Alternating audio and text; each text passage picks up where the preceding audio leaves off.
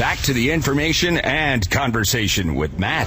This is your Houston Morning News. KTRH News Time is 8:50, and joining us right now, the sister of the quiet Beatle, Louise Harrison. Louise, welcome to Houston's Morning News. It is great to have you with us this morning. Okay. Yeah, everybody's still getting it wrong about the quiet Beatle, hey? Oh, are we getting it wrong? Oh, absolutely. All right, bring me up to he wasn't so quiet. I don't want to fill me in. That's why you're here. He wasn't quiet. No, the reason that he got named the Quiet Beatle was because when he came in to do the Ed Sullivan Show, he had a strep throat and a temperature of 104 degrees, and the doctor at the hospital, Dr. Gordon at the Plaza Hotel, gave him an injection and all kinds of medication, and told him to, not to talk, to keep his voice for the Ed Sullivan Show. And so at all of the press conferences, George didn't say very much at all. Uh-huh. And so the press, of course, dubbed him. They had to think of something, I suppose. So they dubbed him the Quiet Beatle. He had a lot of fun with that later on, too, because whenever he was getting these stupid questions that he didn't want to answer, he'd just say, well, I'm the quiet one. That worked out well. Now, Louise, you were really pivotal in their early years. What made you so interested as the older sister, that is, of George? Well, because I'm a ham at heart. Okay. So, anything to do with showbiz, I've always been, all gung-ho about it. So I just wanted to get out there and see what I could do, help my little brother. You know what, Louise, I'm a huge Beatles fan. I know you hear that all the time. Yeah. But there's... And some of them are actually very, very huge, too. Sometimes I can't get my arms all around them. I love them. I'm happy to say I'm not huge in that way, but okay. I honestly, there is so much of the Beatles music that resonates with me in my life. I hear songs and I remember things in my life. But what we're talking about today is this new collection that has come out, the Beatles with Tony Sheridan, the first recordings. And this goes back to, say, 61, when Bert Camford actually signed him to Polydor, right? Yeah. I remember getting a letter from George at that time, and he was really excited about, hey, we're actually going to make a record, and it's this great guy, Bert Camford, who everybody knew about in those days. He was very famous. Oh, yeah. And he was just very, very thrilled about it. And I remember the funny little thing that he wrote about it, and he said, now we'll be actually able to sing a song, and people will be able to hear us even when we're not singing it.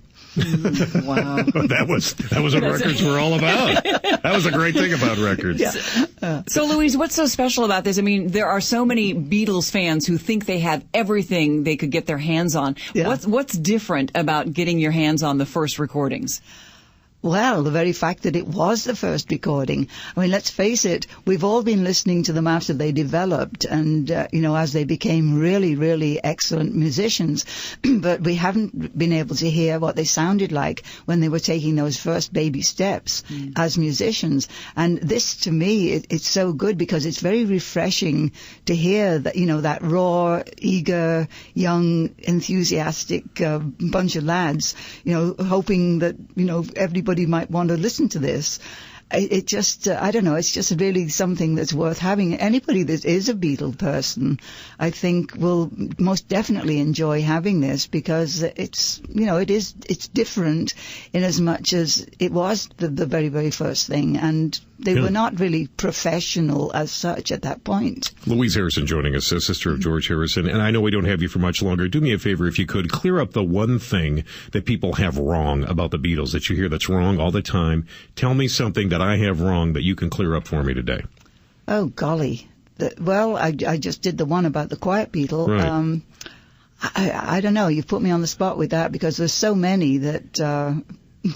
I mean, let's put one that just comes to mind real quick is when they wrote the song where they said, I can't hide. It's such a feeling, I can't hide, right. I can't hide. And everybody thought they were saying, I get high. And it was I Can't Hide. And it was I Can't Hide. It's just a feeling I can't hide. Yeah. Louise, I want to thank you for your time, and we are so happy that you were able to take the time. Again, the Beatles with Tony Sheridan, the first recordings. It's out there right now. People can pick it up. Will you come back and join us again sometime? Actually, why don't you give me a call sometime and let's have a longer conversation, okay? That would be terrific, Louise. Okay. Thank you very much, Louise Harrison, joining us this morning. All right, can we get her number, please? Yes, please, because I'd love this.